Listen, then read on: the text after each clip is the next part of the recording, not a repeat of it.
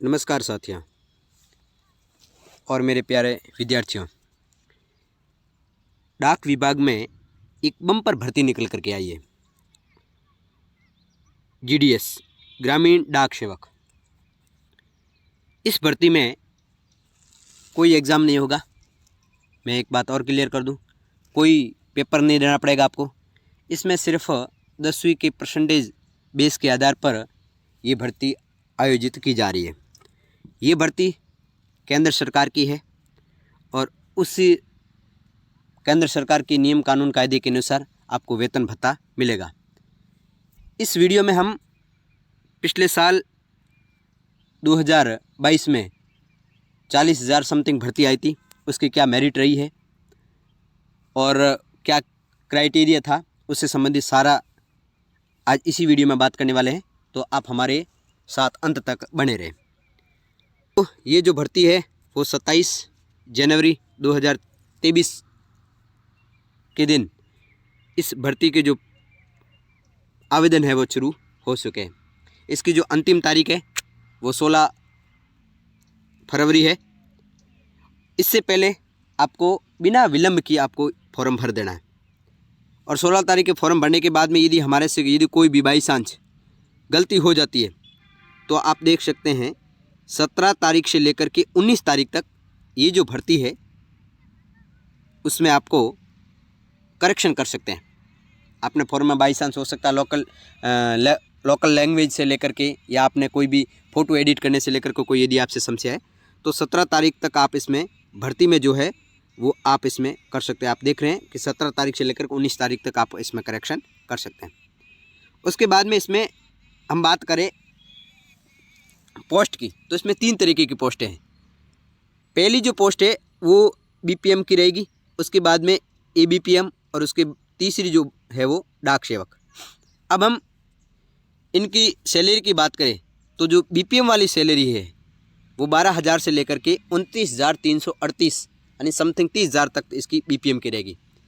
BPM है branch post manager. ये जो होते हैं जहाँ पर डिवीज़न के अंदर जो आपको डाक विभाग मिलेगा उस डिवीज़न में आपको ऑफिस में बैठ करके कार्य करना होता है। ABPM assistant branch post manager, ये जो होते हैं दूसरे नंबर की जो पोस्ट है। और तीसरे नंबर की जो आप पोस्ट देख रहे हैं वो डाक सेवक है। एंड डाक सेवक का सामान्य से कार्य ये रहता है कि डोर टू डोर जाकर के आपको डाक जो है वो सप्लाई करनी होती है। उसके बाद में यदि हम बात करें ब्रांच पोस्ट मैनेजर, आप ये देख सकते हैं और इसमें जो ये क्राइटेरिया जो भी रखा है वो आप देख लीजिए। इनका जो महत्वपूर्ण कार्य नहीं है, 4 या 5 घंटे की इनकी ड्यूटी है। और असिस्टेंट ब्रांच पोस्ट मास्टर है, इन्हीं की पोस्ट कार्यालय के अंदर ही इनकी ड्यूटी रहेगी। यहाँ आप देख सकते हैं कि ये इनका सारा ये विवरण दे रखा है। उसके बाद में डाक सेवक, डाक सेवक के अंदर क्या क्या रहेगा, इनके अंदर ये इनका काम आप देख सकते हैं। मैं डिस्क्रिप्शन बॉक्स के अंदर नोटिफिकेशन का जो है लिंक और मैं लेटर ये प्रोवाइड कर दूंगा। उसके बाद में बात करें एज लिमिट की तो एज लिमिट की यदि हम बात करें, मिनिमम जो एज लिमिट है वो 18 वर्ष रखी गई है और मैक्सिमम जो एज लिमिट है वो रखी गई 40 वर्ष। उसके बाद में ये देखिए एज रिलैक्सेशन में देखिए जो SC/ST है इनके लिए 5 वर्ष का दे रखा है, यानी 40 और 5 45 वर्ष तक वो व्यक्ति यदि उनकी आयु है तो वो भर सकता है। OBC वाले 3 वर्ष का इनमें दे रखा है रिलैक्सेशन। और EWS वालों को नो रिलैक्सेशन, कोई रिलैक्सेशन नहीं है, यानी उनकी 40 साल तक है, उसके बाद में उसका कोई रिलैक्सेशन नहीं है। 10 वर्ष, 13 वर्ष और 15 वर्ष ये आप देख सकते हैं। उनके बाद में यदि हम बात करें एजुकेशन क्वालिफिकेशन, एजुकेशन क्वालिफिकेशन की यदि हम बात करें तो आपको मैं बता दूं कि 10वीं पास विद्यार्थी होना चाहिए और 10वीं में अच्छे परसेंटेज वाले यदि व्यक्ति है तो उसके सबसे ज़्यादा चांसेज इस भर्ती में सिलेक्शन होने के सबसे ज़्यादा चांसेज रहेंगे। उसके साथ साथ में अदर क्वालिफिकेशन क्या होनी चाहिए, तो अदर क्वालिफिकेशन में पहला जो है knowledge of computer. Knowledge of आपको कंप्यूटर का होना बहुत ज़रूरी है, यानी नॉलेज ऑफ कंप्यूटर का मतलब आपके पास में कोई डिप्लोमा हो वगैरह हो या इसकी डिग्री कंप्यूटर में धारण आपने कर रखी है, इसका कोई मान्यता नहीं है।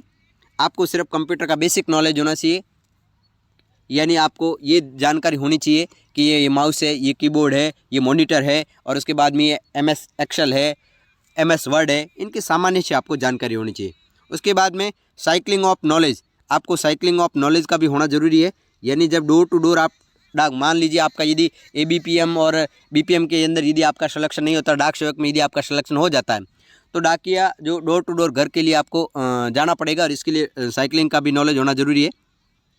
उसके बाद में आपका लाइवलीहुड, जहाँ आप जिस ज़िले के रहवासी हैं वहीं आपकी यानी फॉर्म भरे, तो इससे मेरे मानना है कि अच्छा रहेगा, क्योंकि लोकल लैंग्वेज इसमें मायने रखती है। और लोकल लैंग्वेज का मतलब ये होता है कि आपके 10वीं क्लास में यहाँ दिख रखा है कि नेम ऑफ लोकल लैंग्वेज, यानी आपके 10वीं क्लास में जो सब्जेक्ट रखे, मान लीजिए आपकी हिंदी है तो लोकल आपको हिंदी विषय का नॉलेज होना है, यानी उस क्षेत्र में यदि आपकी उस एरिया के अंदर लोकल लैंग्वेज जो हिंदी है। मान लीजिए आप गुजरात से हैं तो गुजरात में गुजराती एक सब्जेक्ट होती है। मान लीजिए आप जम्मू कश्मीर से हैं तो वहाँ की जो लोकल लैंग्वेज जो होती है उर्दू और हिंदी दोनों मान्यता होती है। इसके बाद में मैं आपके एक नोटिफिकेशन है जिसमें ये सारा बता दूंगा कि कहाँ से हिंदी लैंग्वेज है, लोकल लैंग्वेज, गुजराती कहाँ से हैं, मराठी कहाँ से हैं, ये सारा मैं आपको वीडियो के एंड में बताऊंगा। उसके बाद में ये आपको अप्लाई कैसे करना है।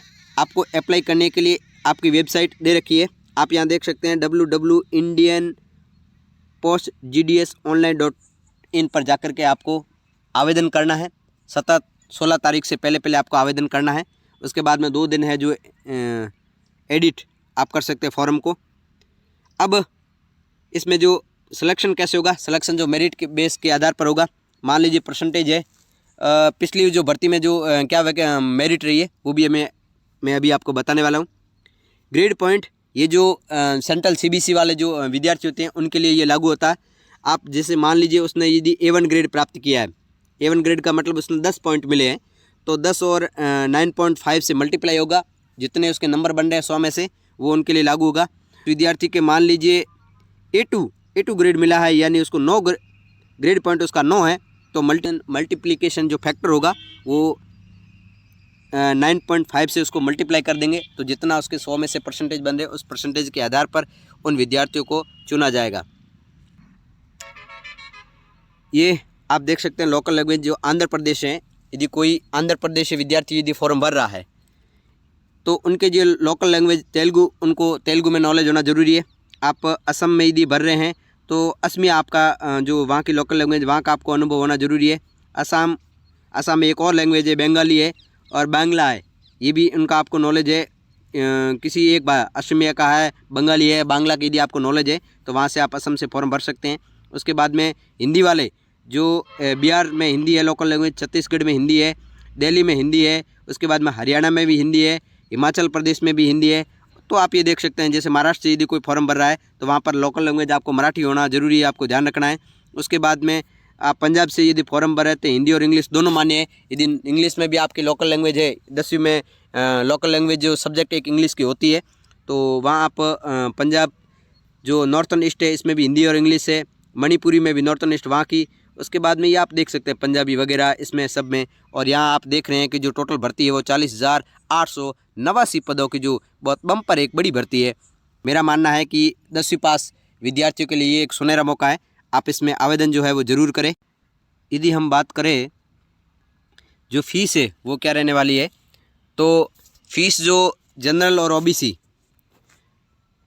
UR और जो OBC है इनकी जो फ़ीस है वो 100 मात्रा रखी गई है, 100 रुपये। और SC ST और बाकी वाले जो कास्ट है इनके लिए कोई फ़ीस नहीं रखी है। अब आप ये देख सकते हैं जो डॉक्यूमेंट वेरिफिकेशन हुआ है ये भर्ती 2022 की है, और जिनका जो डॉक्यूमेंट वेरिफिकेशन हुआ 5 तारीख 7वां महीने 2022 को। इसमें ये मध्य प्रदेश की जो मैं आपको लिस्ट बता रहा हूँ डॉक्यूमेंट वेरिफिकेशन की, इनकी मेरिट क्या रही है आप ये देख सकते हैं। इनकी जो मेरिट है वो आप यहाँ OBC यहाँ पर देखिए आप, जैसे कि यहाँ ये अलग अलग डिवीज़न जो सर्कल मध्य प्रदेश के अलग अलग डाक विभाग की जो डिवीज़न सर्कल है उनकी जो दे रखी है। यहाँ आप कैंडिडेट कम्युनिटी में देखेंगे तो ये एक विद्यार्थी जो OBC का है धीरज कुमार, और जिनके जो 100% मार्क ऑब्टेन हुए, यानी OBC में भी 100% मार्क्स वालों का ही इसमें सिलेक्शन हुआ है। EWS में एक विद्यार्थी अंकित कुमार सिंह, इनके जो 98.8 जो इन्होंने अंक हासिल किए उनका यहाँ सिलेक्शन हुआ है। STA कैटेगरी का के विद्यार्थी है अमोल कुमार, इनके जो 98.4 इस प्रकार की ये UR विद्यार्थी है कैटेगरी से है। और इस प्रकार इनकी आप ये जो पिछले साल 2022 की जो भर्ती है उनका जो मेरिट लिस्ट इस प्रकार रही है, आप ये देख रहे हैं। ये मध्य प्रदेश की लिस्ट है। अब मैं आपके सामने एक उत्तर प्रदेश की और लिस्ट बताऊंगा जिसमें आप उनके रिजल्ट क्या रही है आप देख सकते हैं। देख रहे हैं उत्तर प्रदेश राज्य की है और यहाँ पर ये भी एक डॉक्यूमेंट वेरिफिकेशन की लिस्ट है जिसमें ये SC कैटेगरी का जिनके 100% मार्क्स है, SC कैटेगरी में 100% मार्क्स वाले का इनका सिलेक्शन हुआ है। KM दीक्षा का, लोकेश जो ये जनरल कैटेगरी का है और इनका जो आगरा उत्तर प्रदेश, इनमें भी 100% इनका मार्क्स हुआ है। यानी ये पिछले साल की जो आप ये देख रहे हैं 2022 में जो डॉक्यूमेंट वेरिफिकेशन हुआ था, GDS की भर्ती निकली जी जो समथिंग 39,000 इतनी भर्ती होते हुए इनके जो मार्क्स है इतनी ये मेरिट रही है। 100%, 99.5% OBC विद्यार्थी, UR के 99.6। ये आगरा जो डिवीज़न है उनका मैं बता रहा हूँ आपको। इस प्रकार की ये लिस्ट है, 76 पेजों की जो ये टोटल लिस्ट है वो आप देख रहे हैं। या EWS के एक विद्यार्थी जिसके 98.1667 वाले का इनका सिलेक्शन हुआ है। यानी कहने का मतलब 90% से भी अबव विद्यार्थियों को पिछली बार जो मेरिट लिस्ट रही वो 90 से भी अबव विद्यार्थी उनका सभी का सिलेक्शन हुआ है। तो इस बार जो है सिलेक्शन है वो ज़्यादातर जो 80% से ऊपर रहेगा। लेकिन आपको हतोत्साहित नहीं होना है, फॉर्म सभी को भरना है। हो सकता है आपने ऐसा डिवीज़न कोई ले लिया जहाँ पर फॉर्म की संख्या बहुत कम आई है और मेरिट लिस्ट में यदि परसेंटेज में सबसे आप ऊपर है तो आपका सिलेक्शन हो सकता है। तो आपको हतोत्साहित ना होकर के आपको फॉर्म भरना है, क्योंकि फ़ीस जो मात्र है OBC और UR कैटेगरी में है उनके 100 रुपये रखी गई है। बाकी किसी भी कैटेगरी में जो फीस है वो नहीं रखी गई है। तो आप फॉर्म है वो ज़रूर भरिए।